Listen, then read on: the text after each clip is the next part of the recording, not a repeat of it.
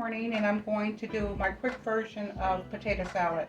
I cut my potatoes up and now I'm going to boil them for about 15 minutes until they're soft. So that's what we're going to do now.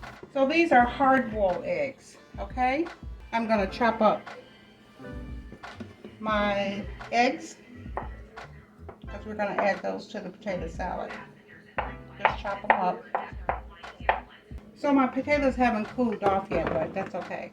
So I'm going to dump them in the bowl, my mixing bowl. A little celery. This is about half a cup of onions. I'm going to only add a fourth. A couple of tablespoons of relish. I'm going to add a little sour cream, about 2 tablespoons of sour cream. My eggs that I chopped up. Do is add my mayo. I'm going to stir. Okay, I plated it up for you.